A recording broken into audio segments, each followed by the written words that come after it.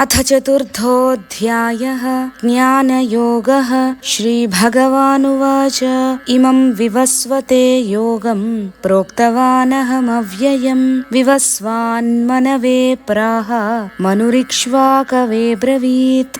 ఇప్పటిదాకా చెప్పబడిన సాంఖ్యయోగం కర్మయోగం ఈనాటిది కాదు. నేను ఈనాడు నీకోసం చెబుతున్నది కాదు. ఈ జ్ఞానం పరంపరగా వస్తూ ఉంది. ఈ జ్ఞానాన్ని నేను ఏనాడో సూర్యునికి ఉపదేశించాను. దానిని సూర్యుడు వైవస్వత మనువునకు, మనువు ఇక్ష్వాకు అనే మహారాజుకు ఉపదేశించడం జరిగింది. ఆ ప్రకారంగా ఈ జ్ఞానం లోకంలో విస్తరించింది. కాలానుగుణంగా ఆ జ్ఞానం నశించిపోయింది. అందుకే ఇప్పుడు నీకు ఈ జ్ఞానాన్ని బోధిస్తున్నాను అని అన్నాడు కృష్ణుడు. ఈ యోగం అభ్యాసం చేసిన వారందరూ ఋషులు, రాజర్షులు. కాబట్టి ఈ యోగం ఆచరించడానికి ఋషి కావలసిన అవసరమే లేదు. బ్రాహ్మణులైనా క్షత్రియులైనా ఋషిత్వం పొందవచ్చు. క్షత్రియుడైన విశ్వామిత్రుడు బ్రహ్మజ్ఞానం పొంది బ్రహ్మర్షి అనిపించుకున్నాడు. ఈ యోగం ఆచరిస్తే వారందరూ